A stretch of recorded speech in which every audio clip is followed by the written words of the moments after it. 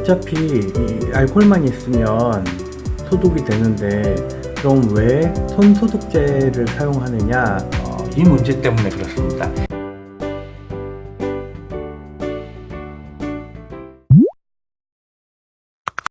모노아이 TV.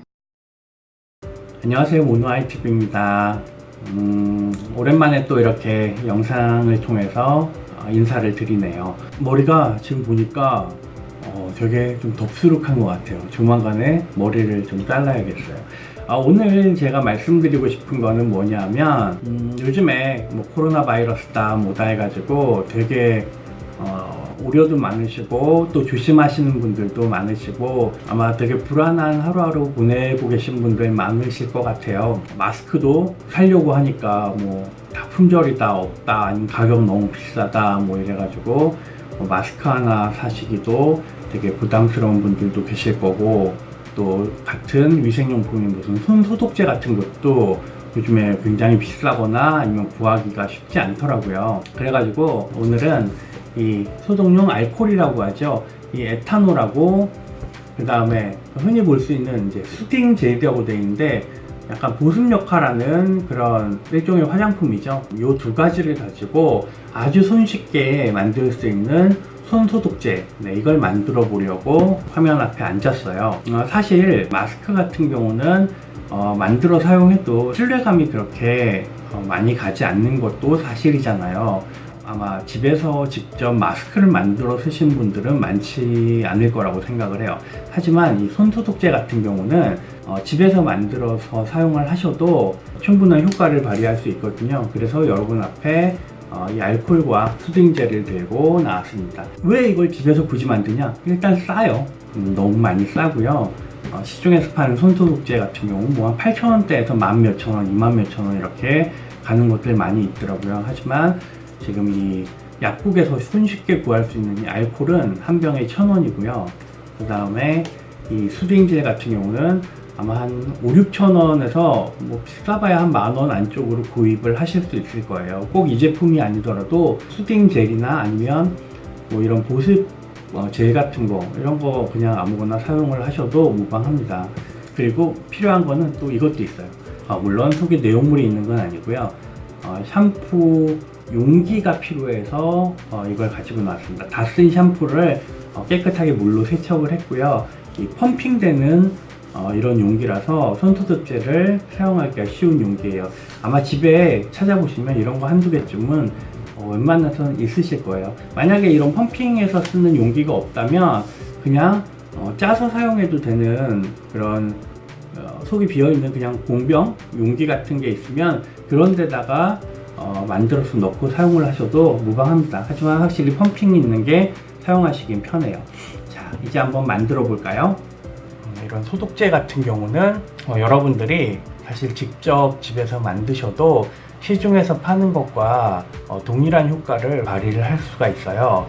그 이유는 뭐냐면 이 에탄올에 있습니다. 저희가 상처가 나거나 뭐 병원 갔을 때 거즈에다가 묻혀서 또는 솜에다 묻혀가지고 상처를 소독해주는 그런 약품이 있잖아요. 그게 바로 여러분들 아시겠지만 알코올이라고 불리우는 에탄올이에요. 이게 지금 시중에 팔리는 손 세정제의 대부분의 제품의 주 원료로 사용되는 녀석이에요. 이 에탄올만 있어도 사실은 손에 있는 세균의 99.9%를 모두 박멸시킬 수 있어요. 그게 바로 이 에탄올의 힘이에요. 어차피 이 알코올만 있으면 소독이 되는데 그럼 왜 손소독제를 사용하느냐, 이 문제 때문에 그렇습니다. 이게 지금 화면에 정확히 잡힐지 모르겠는데 적용상의 주의사항이라고 있어요. 뭐 여러가지 주의사항들이 많이 나와 있는데 그 중에 동일 부위에 반복 사용하는 경우에는 탈지 등으로 피부가 거칠어질 수 있으므로 주의한다. 이 문구 때문에 그래요. 피부가 거칠어질 수 있으므로 주의한다. 그 앞에 보면 탈지라고 적혀 있죠. 이 탈지는 뭐냐면 지방이 제거되는 거예요. 지방이 없어지는 거예요. 그래서 이 알코올은 지방을 분해하는데도 굉장히 효과가 많이 있습니다. 그래서 이 에탄올을 동일 부위에 지속적으로 사용하게 되면 손에도 분명히 지방이 있잖아요. 지방이 그 피부를 지켜주는 역할을 하는데 이 지방을 분해해서 없애기 때문에 당연히 지방이 없어지면 거칠어지겠죠. 그래서 이 알코올을 사용하게 되면 느끼신 분들도 계시겠지만 손이 약간 거칠어진다라는 느낌을 가지실 수밖에 없어요. 그렇기 때문에 이런 수딩 젤이나 피부를 보호할 수 있는 보호제 역할을 하는 첨가제가 들어가게 됩니다. 그게 바로 여러분들이 시중에서 구입하는 손 소독제예요. 그래서 오늘은 이 두 개를 가지고 정말 간단하게 손 소독제를 만들 수 있는 방법을 알려드리려고 해요.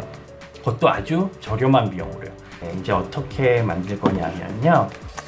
이 젤도 사용하던 겁니다. 사용하던 거라서 이제 많이 남아있지는 않는데 그래도 이 정도 양이면 꽤 많이 만들 수가 있기 때문에 이걸로 만들어 줄 거예요. 이걸 섞기 위해서 종이컵을 하나 준비를 해야겠네요. 네, 여기 종이컵이 있습니다. 이 수딩젤을 그냥 원래 숟가락 같은 게 있으면 좋은데 없으니까 그냥 용기에다가 넣어줘 볼게요. 지금 만드는 이 과정은 사실 정확한 비율을 요구하지 않아요. 그래서 이 정도 대략 눈대중으로 생각을 하셔도 충분합니다. 저는 어느 정도의 비율을 말씀드리고 싶냐면 수딩젤을 한 10%에서 20% 정도 첨가하고 그 다음에 알코올을 80에서 90% 그러니까 1대 9냐 2대 8이냐 뭐 이 정도에서 왔다 갔다 하는 정도의 비율이면 충분히 손 세정제로서의 역할을 할 수 있습니다. 나는 살균력을 높이는 세정제를 만들고 싶다 그러면 수딩젤 10%에 알코올 90%를 넣어주면 좀 사용하는 데는 약간 묽어요. 묽지만 세정 능력은 탁월한 그런 손소독제가 되는 거고 나는 피부를 보호해준 그런 느낌을 받고 싶다 그러면 수딩젤을 한 20% 그리고 알코올을 80% 첨가해주면 소독제를 바르고 난 다음에도 어느 정도 보습 효과와 이런 젤을 바른 듯한 그런 느낌을 얻으실 수가 있어요. 물론 두 가지 다 소독제의 역할을 충분히 할 수 있는 정도의 알코올 농도가 됩니다. 그 다음에 알코올을 그 다음에는 골고루 섞일 수 있도록 이렇게 저어줍니다. 종이컵으로 만들어준 다음에 여기다가 이렇게 앞을 뾰족하게 해서 부어주겠습니다. 네, 이렇게 해서 마구 흔들어주세요. 젤이 아직 안 녹았을 수 있으니까 편안하게 이렇게 흔들어주시면 완성이 된 거예요. 이렇게 간단하게 완성이 됩니다. 그래서 이렇게 짜서 사용을 하게 되면 이게 금방 건조가 되거든요. 건조가 되면서 이 젤 성분이 살짝 남게 돼요. 그래서 뭔가 로션을 바른 듯한 그런 느낌이 남아있게 됩니다. 이 집에서 손소독제를 만들 때에 이 용기를 깨끗하게 소독하지 않으면 오히려 역효과가 날 수 있다라는 뭐 이런 기사 같은 걸 본 적이 있어요. 이 알코올이 소독제입니다. 물론 이 안에 무슨 용기 안에 이물질이 크게 들어있다던가 그렇게 되면 그건 당연히 누가 생각해도 그런 용기에 이 소독제를 만들어서 넣지는 않겠죠. 하지만 뭐 헹구고 난 다음에 완전 건조를 시키지 않아 가지고 정말 물기가 조금 습기가 남아 있었다든지 그래서 세균이 증식했다든지 역효과가 난다? 이건 정말 어불성설인 거예요. 왜냐하면 이 에탄올 자체가 세균을 박멸하는 그런 약품이에요. 이 용기에 습기가 있어서 세균이 약간 있었다고 생각을 해봐요. 만약에 이 안에 있는 세균을 에탄올이 박멸하지 못한다면 저희는 손소독제나 이 의료용으로 에탄올을 사용하는 의미가 전혀 없어져요. 그래서 오늘은 이렇게 간단하게 정말 오늘 별거 없죠. 이 에탄올과 수딩젤 요거 두 개 요거 가지고 그 다음에 이렇게 짜서 사용할 수 있는 펌핑해서 사용할 수 있는 이런 용기 하나 이런 용기 하나 가지고 이렇게 간단하게 시중에서 파는 요즘에 구하기도 힘든 소독용 소독젤 세척용 소독젤을 만드는 방법을 여러분들께 이렇게 알려드리고자 해요. 그리고 또 한 가지 말씀드리고 싶은 게 있는데 제 개인적인 주관이긴 합니다. 마스크는 저희가 그냥 흔히 생각할 때 방어용이라고 생각을 하잖아요. 근데 엄밀하게 따지면 예를 들어서 바이러스 같은 게 상대와 제가 이렇게 2m 내에서 뭐 마주 앉아가지고 대화를 하는데 사람이 말을 하다 보면 되게 전문적인 말로는 비말이라고 하더라고요. 비말, 즉 침이나 체액 같은 거죠. 저희가 침을 튀면서 얘기를 하게 돼요.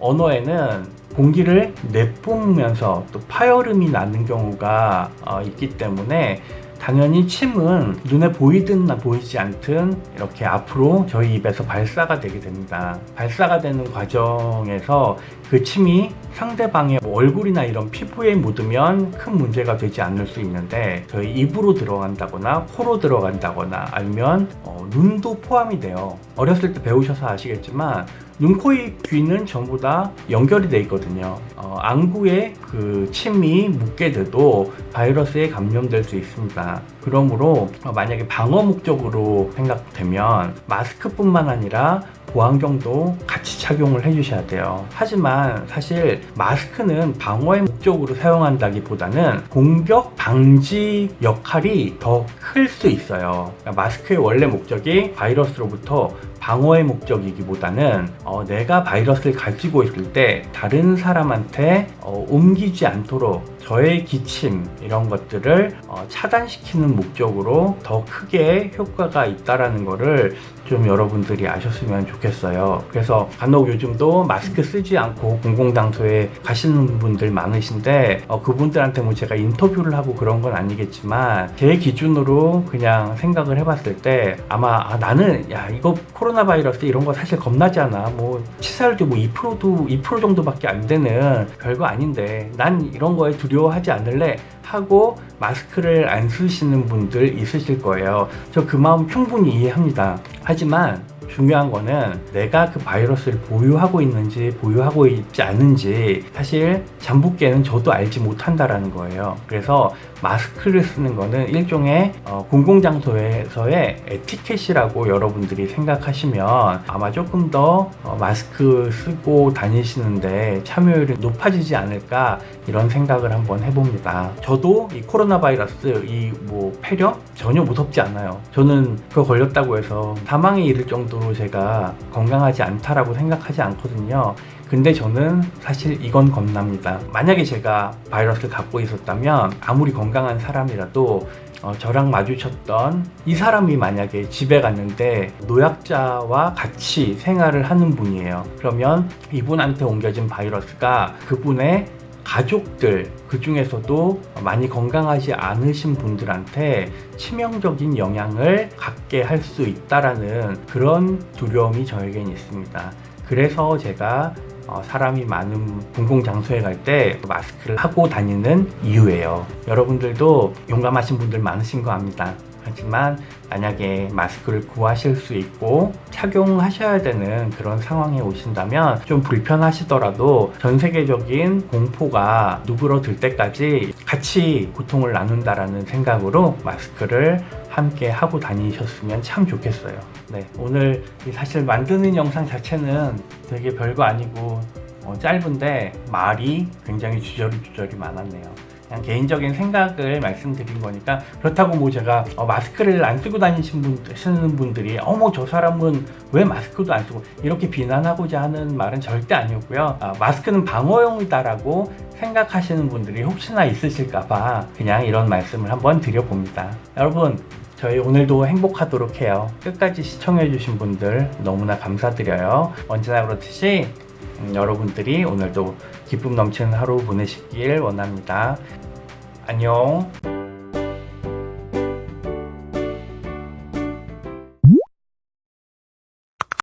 모노아이 TV